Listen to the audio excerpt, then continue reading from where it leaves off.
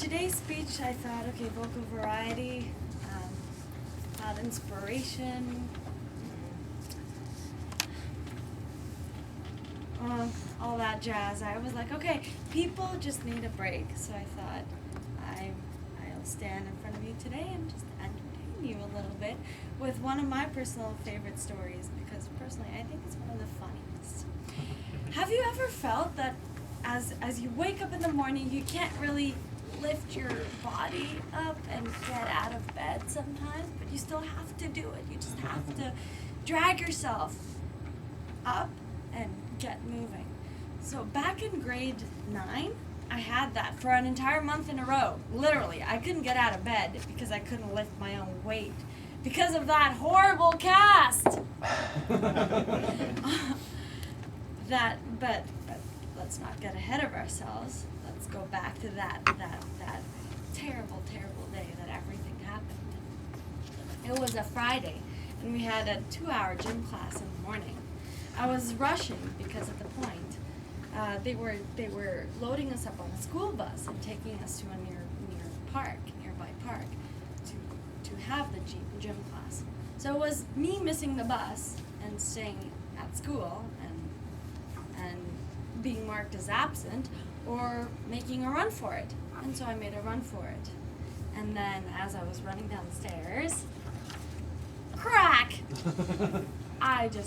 That was my ankle right there. I just flew a couple meters away and landed on my butt.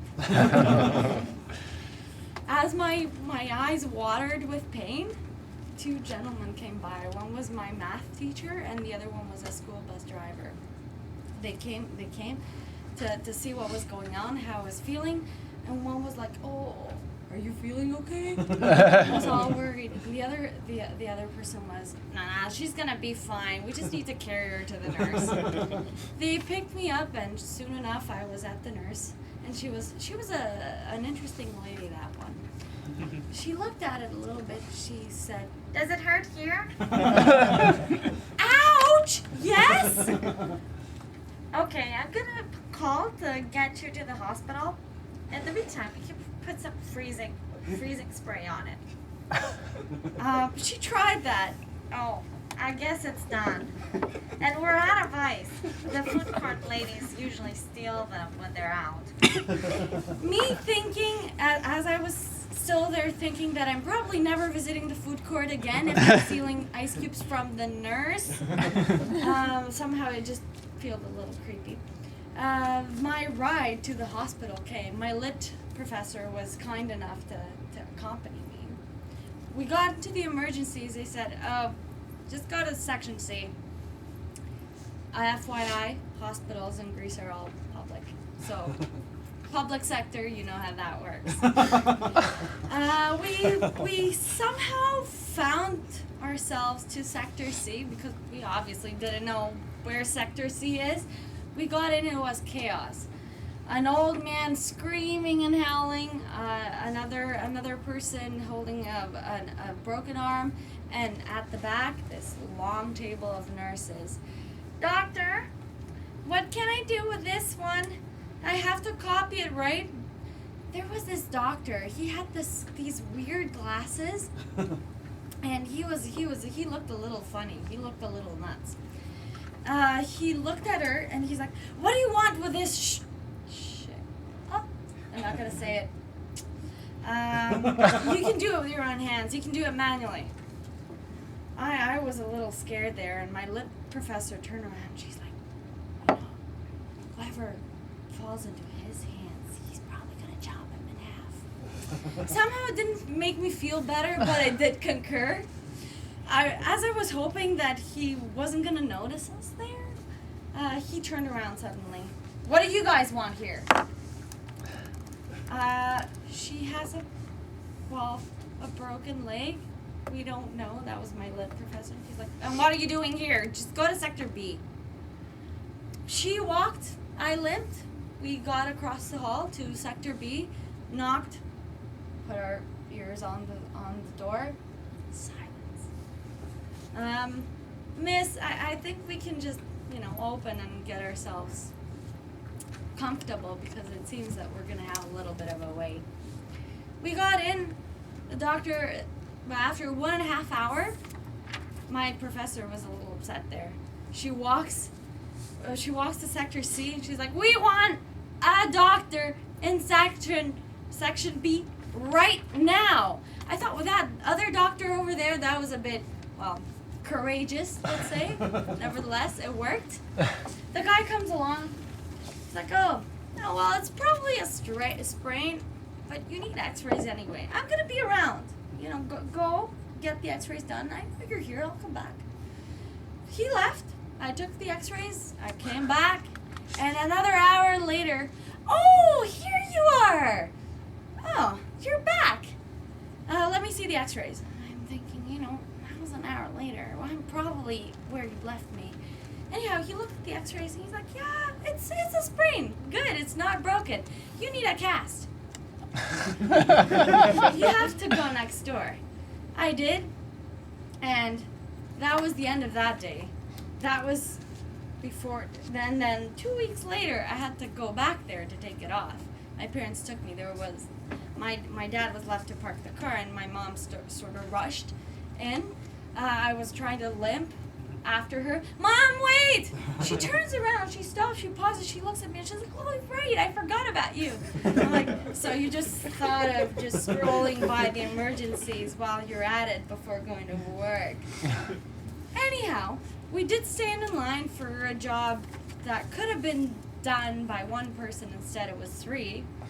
They sent us off to the second floor of second room to the left. We took an elevator. It took us to the emergencies. We realized that was probably the wrong elevator. We came back downstairs and met my dad halfway. He's like, "You still didn't find it? It's so easy." Obviously, he had no clue where we were supposed to go. Finally, we found it.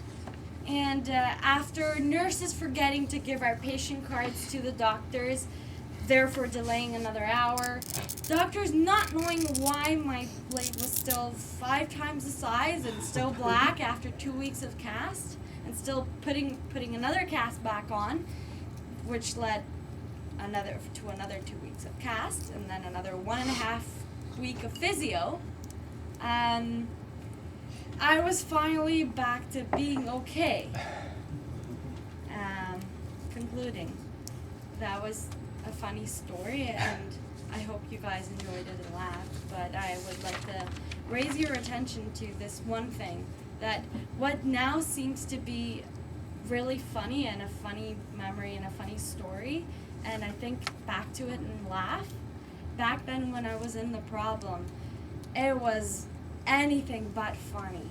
So I would just like to leave you with that. When you're in trouble and you feel that things are not going great, breathe, smile, and think that probably they're not even half as serious as you think they are. Thank you. Thank you for Maria's interesting story.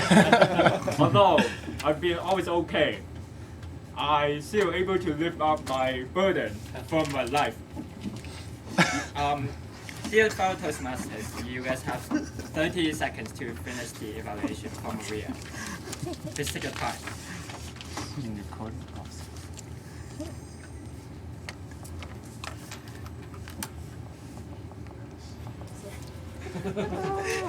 It's okay.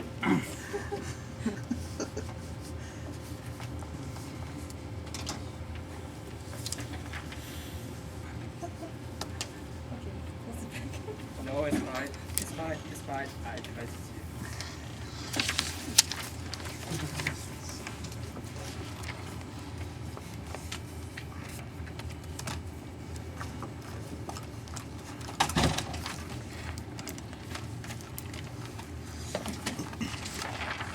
So, time's up. Are you always looking for a topic to talk? Or you research your topic to graduate? And our next speaker will try to solve what she has been searching for the topic. And the title is going to be NFRS. What is that? What's that? I don't really understand. Now I would like to invite Alin to solve off the topic, to teach me to educate me a little bit about NFR. Thank you, Alin.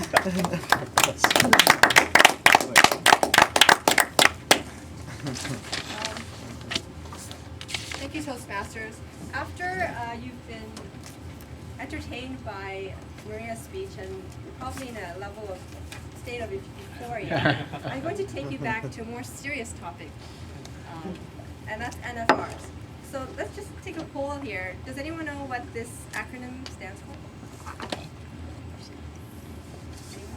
Jack? I don't know if this is correct, but is it the thing that you can swipe your credit card with? That's NFC. Maybe, but not the one that I want to talk okay. about today. Acronym. NFR stands for non-functional requirements. So if you remember, you might have heard the term during your CS courses. But actually, when I got the email a few months ago, I was invited to attend a non-functional requirements best practices exchange.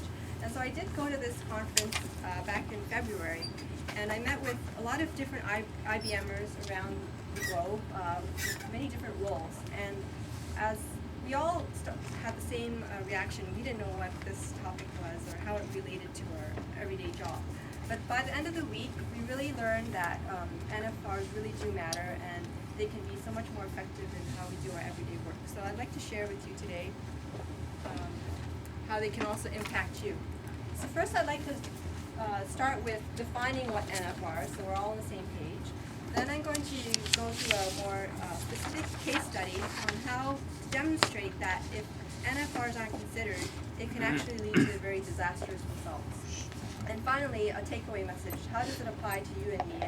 How can we actually be more effective in our jobs, knowing about NFRs? So first of all, you might have heard of functional requirements. Usually when you're dealing with software, like what are the features? Like what is the product or the system supposed to do? Usually that's described in action and verbs. So those are what are more familiar to us and more easily defined, because when you're talking to the project leaders, the owners, the end user, it's more easier to understand the features, functional requirements. Non-functional requirements, on the other hand, are more like the product properties, and they actually define how well or what the experience is. So, and these are usually characterized by adjectives. So, to simplify, functional requirements are what the system or the product does, and non-functional requirements are how well does it do it, right? So here's more a list of examples of what type of non-functional requirements there are. The ones that were focused on during the conference were availability, performance, and security. If we look at these topics in more detail, actually when we think of our relationship or interaction with the internet, these are very vital things. So we expect that the internet is always there for us. You know, we are so frustrated when, you know, our service providers are down. We also expect performance. So back when I was first introduced to the internet, we were actually acceptable to, you know, modem speed, and even though it took forever to send out an email or have a search engine return something, we were able to live with that. But nowadays, that's not acceptable, right? And security, we kind of assume or rely on security. So when I'm making a bank interaction, we're assuming that there's security involved there. Non-functional requirements, when we're defining them, they should also follow the SMART acronym. They should be specific, measurable, attainable, realistic, and timely. Oh, it's okay. Here are some more, these are some good, well-defined non-functional requirements. So you have to be specific. You can't be vague and say, I just need it to be fast, right? That's too vague. They also need to be measurable, and this is really important when we're testing non-functional requirements. You need to measure and use the metrics to know if we're getting better or if we're getting worse. Attainable and realistic. When you're defining a requirement, it has to be applicable to a real business case. You can't be, you you have to also achieve it. You can't say, I need the system to never have downtime, or it has to return in lightning speed. So it has to be a realistic goal and timely. Non-functional requirements are not static. They can change as the project progresses, or maybe that the requirement may change in a few years' time, or a few days down the road. So they have to be dynamic and change, and also continue to be revised as appropriate. So now that we have an understanding of what non-functional requirements are, let's take a look at a case study. So even though we're not ship designers in this room, the Titanic is a good example of how a project was affected by kind of putting aside non-functional requirements. So there is a book that I found on the internet called Project Management Blunders. This is a very interesting book because it was a different outlook on what the Titanic. Usually it's history, about the history, or we're all might be familiar with the movie with Leonardo DiCaprio where he declares that he's the king of the world. But this is a book that takes a different perspective and how we can learn from these lessons in terms of project management. So I won't go into too many details. If you're more interested, you can also read this book. But I did want to kind of just highlight a few areas of how non-functional requirements affected the outcome of the Titanic and what eventually happened. So if you're not aware, this unsinkable ship, as it was marketed, did eventually sink. So during that time, there was a company, White Star, that was interested in developing a new set of really large and very luxurious ships. So their target audience was really rich people. So they would sacrifice. They didn't want to get there sooner. They just wanted to get to the location in a very luxurious manner. So the project was 4 years, but it was also influenced by many different factors. So luxury and the aesthetics of the ship was kind of the main thing that they were focused on. They did consider security during the planning, or safety rather. So they had planned for 48 lifeboats and whatnot, but actually as the project progressed, they actually sacrificed that, and there weren't actually enough lifeboats in terms of if something happened. And in terms of process, when the disaster did happen, there wasn't enough procedure in terms of how to safely get all the passengers on board. So there are also very many different examples, if you follow along the story, that show how non-functional requirements were not properly considered, or they were not prioritized, which ultimately led to the sinking or the downfall of the ship. So, as I mentioned before, usually functional requirements are more easily acceptable or understood. That's why the concept of non-functional requirements, even though they kind of appear, they're not really managed very effectively. So some of the lessons I wanted to share with you are when to define NFRs. They are throughout the entire project, not just a one-time, let's do a performance test or a security test at the end of the project, but throughout the project. Second of all, communication of NFRs. It's important to communicate with all the different stakeholders and end users and everyone involved, so that everyone has a clear understanding. And last of all, testing of NFRs. It's important to have appropriate test cases so that they can be measured, and if they're caught early, the cost of identifying it and recovering it is actually drastically different if it's found later on in the project.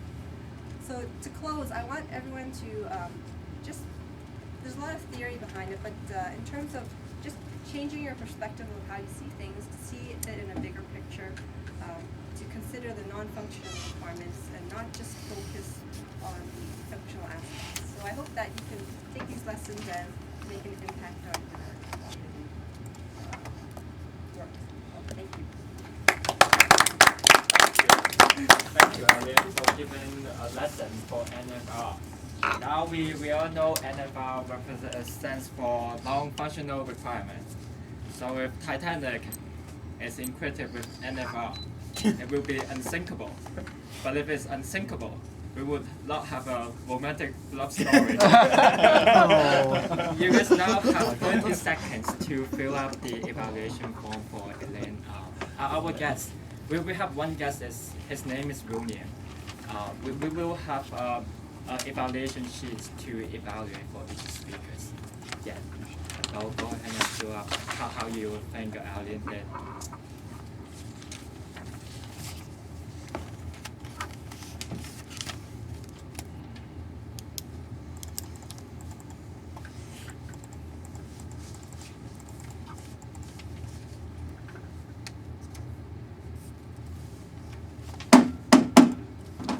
After we have lessons from a serious topic, it's time to move on to make more progress about our life. Have you wondered where you come from? I come from China. That was a joke. So where you really come from? Our next speaker will walk you through the journey about figuring out where he comes from. He was stumbled on this question for a long time. Let's introduce our next speaker, Ken Wall.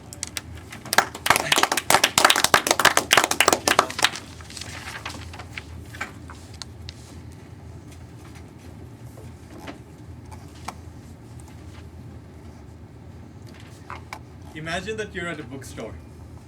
You went there on a weekend. Maybe it's Indigo, as Guang's favorite bookstore. Or maybe some other bookstore. But you're at a bookstore, you're checking out books. As you're done and you go out of the bookstore, you go to the parking lot.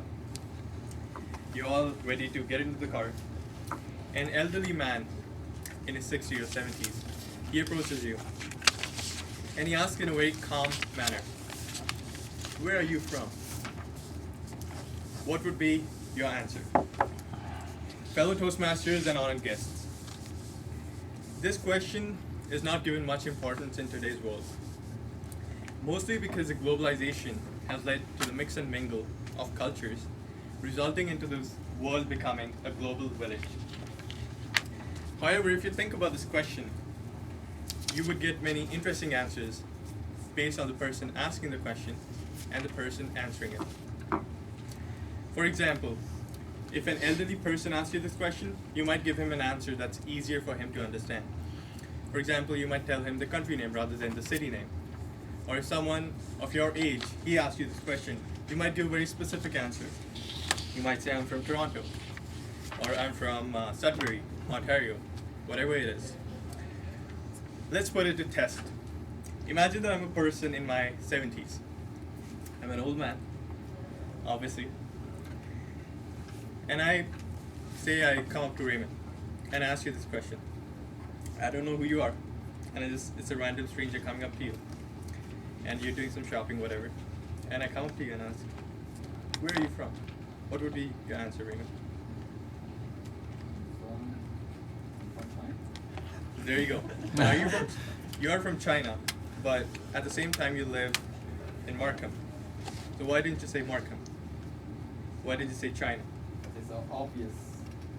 It's very obvious that I'm in Markham.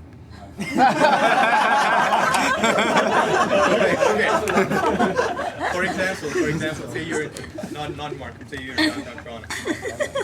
then would your answer still be the same? Yeah, so that's a very common example. Even though Canada is called the land of immigrants, but we still, at the same time, if someone comes up to me and asks where am I from, I would probably say I'm from India. And that would be it, and we would have a good conversation. We would have the questions later. Not in Cuba. Now I'm going to tell you a story of a guy whose story is no different than any of you. His name is Kanwar. He came to this beautiful city of Toronto from India in the year 2010, which is when all of this began. And he came in search of a better future, obviously, and to get to see a lot of people. The first year was a roller coaster ride with many feelings of homesickness. and at the same time seeing so many people from different cultures, he started to become comfortable in his own skin. As he went to school and the semester started, he started to see more cultures. And over time, when he did internships and other work, he became used to the professionalism in Canada. He was so amazed at what this country had to offer, the high standard of living here, the things he couldn't buy in India, all of a sudden became much more affordable to him. And he was happy. He thought maybe he has found a new home. He never thought about this question though, until recently. Now, most of you know that Kanwar was in India for most of February to attend his brother's wedding. And he was lucky that he got a chance to go back to his city where he comes from after almost 4 years. And he was very elated. There was a strong feeling of euphoria as he was packing, all set to go to India. And there was this feeling of tranquility as he was putting all the clothes in the bag. There was this feeling of tranquility, this feeling of joy that told him, I'm coming home. And he was happy. When it came time to leave, and he eventually reached India, he felt that the place had not changed, even though there were changes in terms of architecture, buildings, new buildings, whatever. But at the bottom of it all felt the same.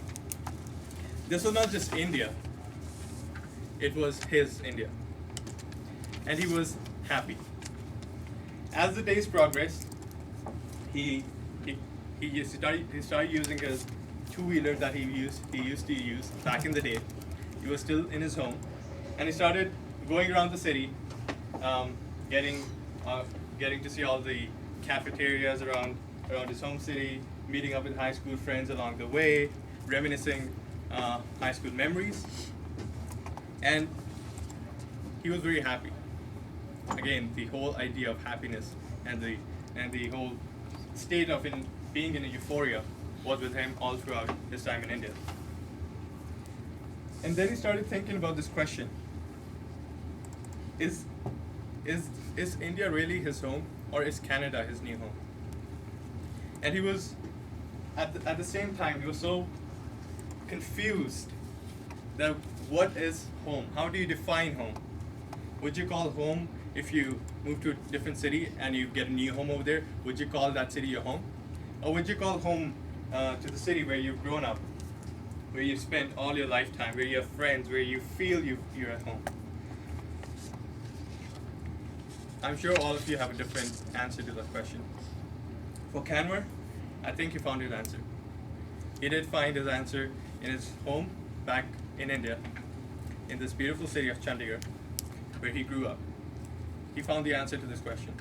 But at the same time, that didn't mean that he shouldn't go out there and explore the world. Being at home feels great, but there's a whole world out there to be explored. You can't just sit at one place and expect to get all the life's beautiful things coming at your doorstep. You have to go out, you have to explore the world, you have to see the opportunities, you have to go for it in order to get it. And so Kanwar came back to Toronto with a new beginning, a new goal in his mind, that he would come here, he would pursue all the opportunities Canada has to offer, and go ahead. Last week, Kanwar became a Canadian citizen. And he was excited. Canada has given him so much in such a less amount of time that he couldn't have asked for more. This country is very beautiful and the whole world is yet to be explored. He's very excited for that. But make sure, if you ever stumble upon him, you have an answer to the question. Because he will definitely ask you, where are you from? Really. Thank you. Thank you, Kanwar. Such a wonderful speech. Where I come from? I'm from Scarborough. I'm from Tyler. Please spend 30 seconds to fill out the evaluation for Kanwar.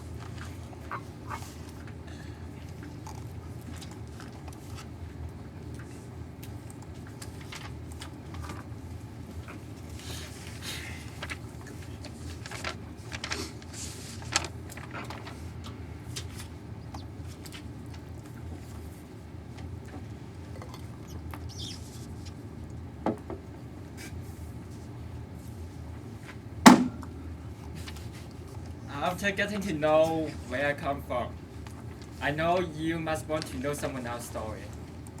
And it's always good to get to know someone else. And our next speaker will give her his first speech to introduce himself to the club member. Let's invite, hold on, it was my fault. The focus for the speech would be using existing speaking skills and introduce himself to the club members. Hopefully he can get some feedback for future improvements. Let's invite our next speaker, Ali.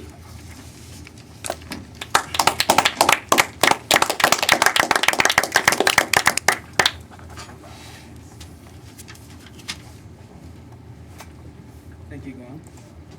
And thanks for bringing the only head table. Here. And I'd like to extend my congratulations to the previous speakers. Excellent job. Maria, love the voice changes.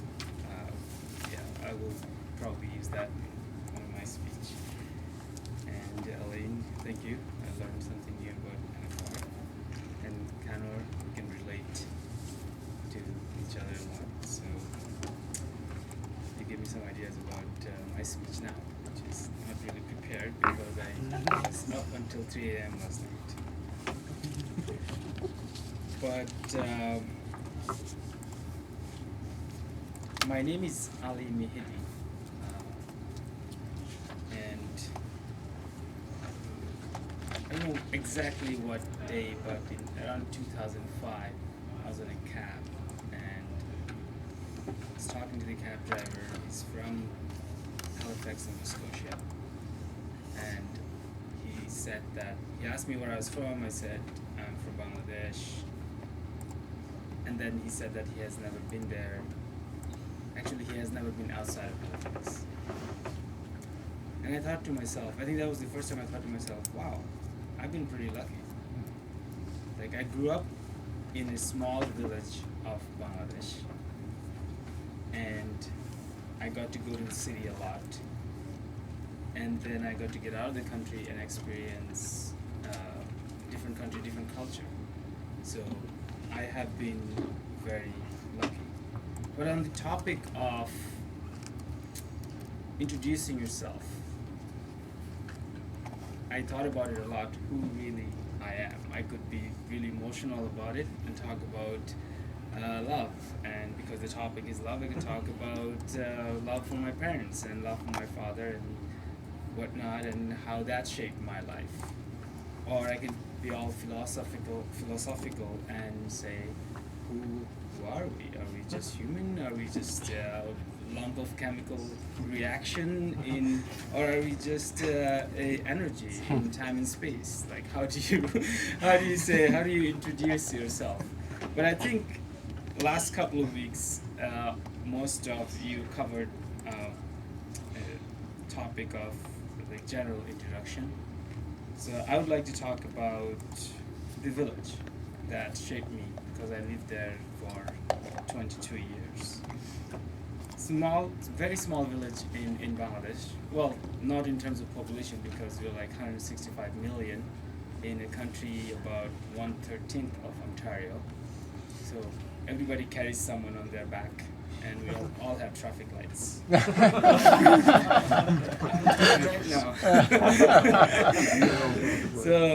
No, but it's amazing to see how so many people can live in so little space, because it's a tropical country and everything grows 6 months, 12 months a year, and people share. You hardly hear people. There have been famine and poverty, but people don't die of food. They'll die of disease and other things, and life expectancy is very bad. But I got to see poverty at its cruelest form. But at the same time, I also felt true euphoric experience. Like, what is the true excitement? Yes, you're excited to be with a girl for the first time. You're excited to ride the roller coaster or go to New York or go on vacation. But the true excitement I felt was when I was riding on top of a train full of people. Or I went to the city, so, a famous person in our village donated some money to buy a cricket bat. I went to the city right away, bought a cricket bat, came back, the buses were all full, and I was on top of the bus in the front with my legs hanging. Or probably blocking like the driver. And I'm so excited so euphoric with my cricket bat, like, oh my god, this is so exciting. So that was amazing. Or if you just jump into a pond and you dive down to steal fish from the farmer, because they farm fish, and you want to go steal fish. How do you steal fish? Well, you take this thing called kolchi in my language, or like a big water pot. So you collect water from the pond and you boil it and then you drink it. Because the tubal water has too much iron in it, or arsenic. So you take that pot, you dive down, and this carved fish will create this little hole. And you go really slowly, and you put your hand and you just move it around, and the fish will not leave his house, and you just slowly just circle around this house. And then you take your other hand and you look for the opportunity where you know you caught it, and you put it in the jar, and you bring it home, and you eat it without your parents knowing, because you'll get your ass kicked. That is true euphoria. Now, it's what I say when I say that. What's the experience in Bangladesh? I say living condition in Bangladesh is closer to earth, because in the city everything is covered with concrete. The buildings and concrete. The atmosphere is covered with dust, and you can't see the sky, you can't see the moon or the stars. You cannot smell earth. It's shocking that some people will die and they don't know how earth smells like. And it doesn't smell like sewer, it doesn't smell like a pig poo, it doesn't sound like farmer's chemical. There's a different smell, I can't explain it, but you have to go experience that yourself. I would leave you to a quote by one of my favorite singers, Bob Marley. It says, "'Cause my sweet life must be somewhere to be found instead of concrete jungle." So I hope you all find your sweet life and get to experience Earth the way I did. Thank you very much. Thank you. That's a wonderful speech. You have great existing presentation skills. I know you will walk in this cup.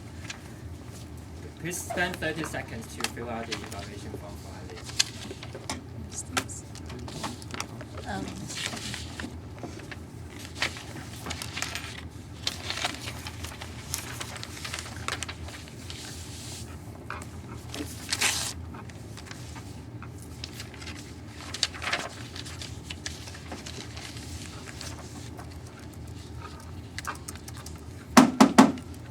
I think a lot of members know that this meeting is our first revolutionary change, and the form is different than the one we previously have.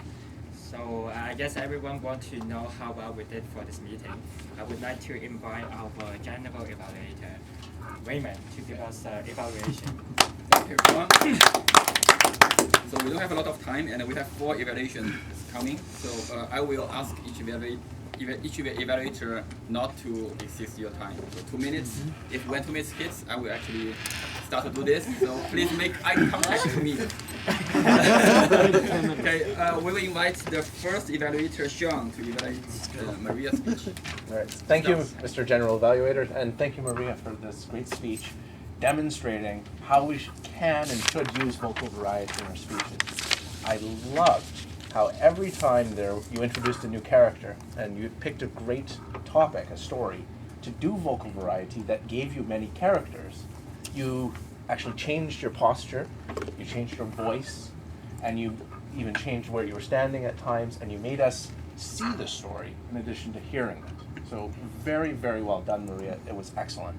And obviously the story lent itself well to a vocal variety speech, as well as probably a body language speech or a contest speech, a humorous speech. Excellent job. Now, you can improve it, though. And you can improve it by tightening up, tailoring this great story you have into an actual speech. Your introduction was a little meandering. You didn't quite get to the point at the start. It took a while, and obviously you ended up a little bit over time at the end as well. I think, too, you had more story than you had time to tell it. And probably some of the really good bits, we had them truncated a bit because you saw that your time was running out. So again, with a little bit of practice, tailoring that speech, making sure that you include the best points, this actually could be a speech that would do very, very well in the humorous speech contest that I believe we will have sometime this fall.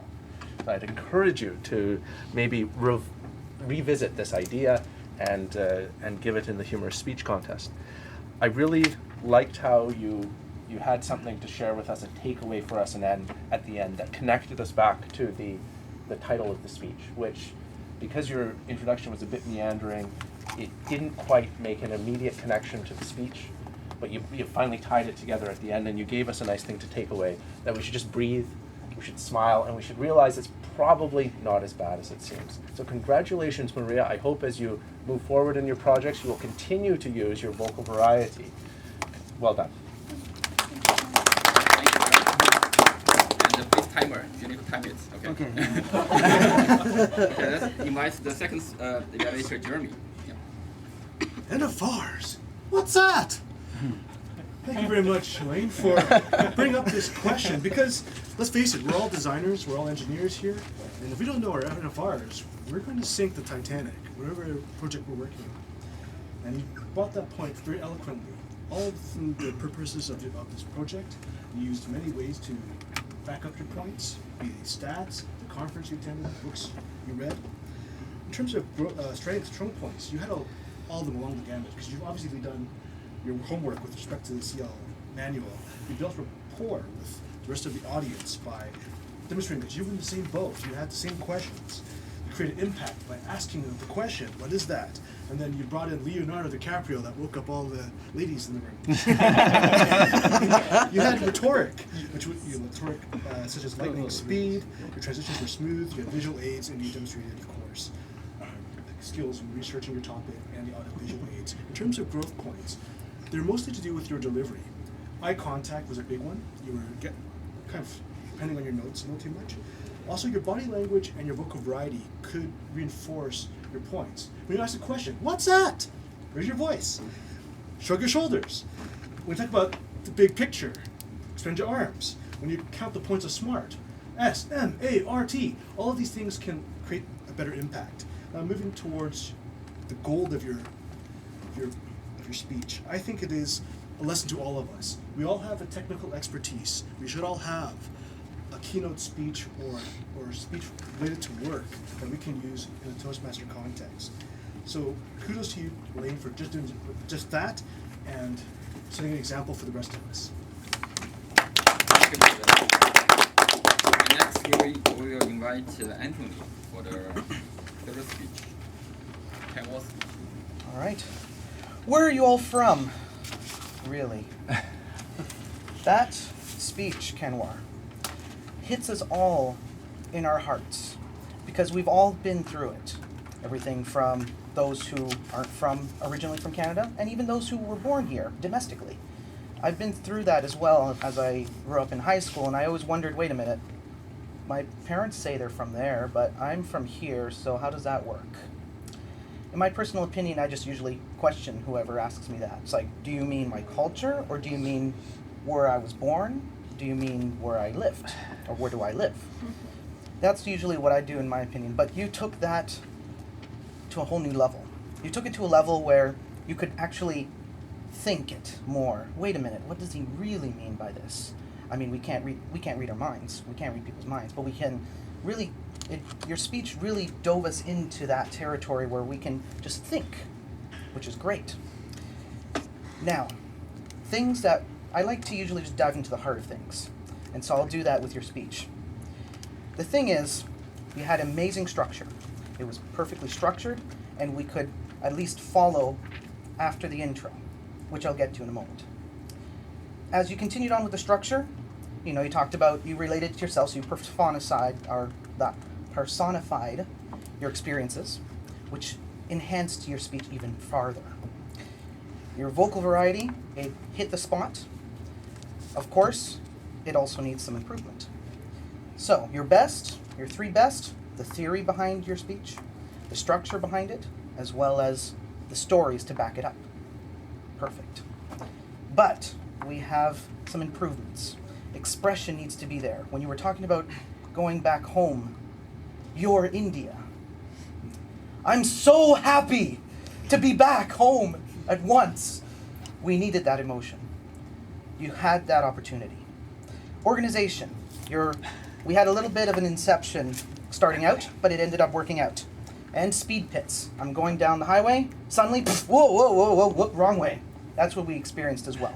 So if you could structure it up in the beginning as well as you did it during, perfect. And of course, this isn't like a tied hockey game. Time. Overtime doesn't exist. Thank you. Okay, let's invite the last person. Ethan. Would like to thank Ali for this very wonderful speech. It is your icebreaker speech, and you definitely set up a very high standard for my icebreaker speech in 2 weeks. You gave very kind gestures of appreciation to all the other speakers at the beginning of your speech. That was very kind.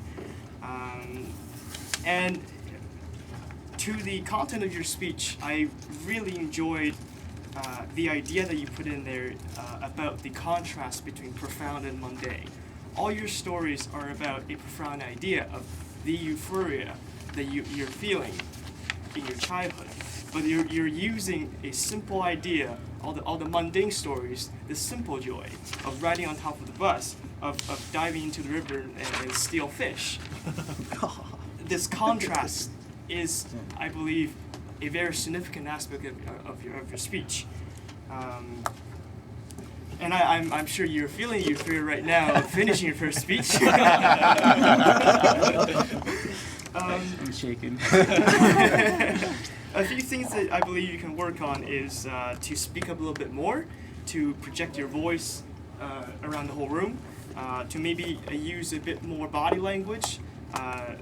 I'm sure it's your first speech, so you're a bit nervous, so maybe pacing around a little bit to help yourself ease into the situation can help. But overall, it's a beautiful speech. You deliver it quite well. I really enjoyed the theme and the content and the stories you used. Congratulations. Thank you. Thanks. Thank you. Now we invite the grammarian to have the grammarian report. Thank you, Mr. Chairman. So,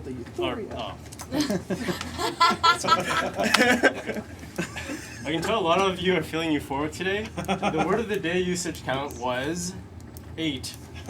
Especially when Ali was speaking, I could tell when he was talking about his childhood, he was feeling very euphoric because he concentrated for a good portion of those.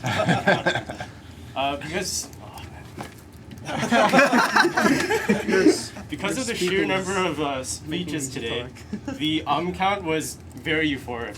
With a total of 61. So good job with that. That makes us euphorically euphoric. And as for grammar, there was only one notable thing that I saw. It was when it was something like Wang said. I think he left because he knew I was going to call him out. He said, "I still," and then something else, but it should have been "I am still." I don't have exact context, but I know that it should have been "I am still." So hopefully trust me on that. Thank you. So now the chairman just flee away. I will have 2 minutes to have the general evaluation for this speech. I will start with the grammarian, since the chairman is not here. The word of the day, excellent, and your report is also good. So one growth point is because we have 4 speeches today, they must have a lot of good usage of the words and idioms, and maybe you can just point them out. Be good. And for the things the chair did, actually it was good. You know, the theme was laugh when I saw it. Oh, laugh! It's an interesting theme. And I saw all the chairmen, Guang, makes sense. Like what I would want to hear from Guang was, I want to hear some like, the personal stories instead of like very in theory things, from the Bible and saying this and demonstrating this. But I hope I will pass this to him later. And one thing he did good was, during every speech, he was actually making something to kind of link to the title, to introduce the title, and then after speech also, give some feedback. But one improvement is, we actually want to involve more people to be involved in the meeting. So actually, it would be good to have a separate Toastmaster to have a toast and then to introduce speakers. And for every speeches, I will only point to one thing for each speech because I just cannot help. So Maria, I feel that I'm very glad that you have a very positive conclusion because you are person focusing on the amount of water. I see you are focusing on water now. No. Okay. It's a matter of how you sell things. Public speaking is about selling. Okay. Yeah, and your entire speech actually, if you think it back, you are actually everything was about describing the hard time in a funny way. So actually it matches with the conclusion. And Elaine, one thing I really like is you brought up something like this modern speed. I just feel so related, like people like not in this generation actually can just link to that example. I feel it's very helpful for your speech. Ken Wu, we didn't have time for the question. I know somebody actually wants to ask questions, right? Yeah. Okay, the question is there. Yeah. So one thing in my mind was when I was in Cuba or Jamaica, when people was asking where you're from, it was actually a time to think. Like my first impression was, I'm from Canada. Then later on, I found out 90% of people there, 95% of people there are from Canada. Then I would change. I said, I'm from China. And the last one, Ali, I feel it's excellent icebreaker. The one thing stand out is the way you describe how to catch fish. I just feel it's very beautiful. The way you describe it with your body language and the concentration you put it in was excellent. Excellent. So I think there's no chairman, so I would. Oh, you're the chairman. Okay, good. So I'm finishing my evaluation, and I will give the control back to our new chair. Thank you. Thank you everyone for joining.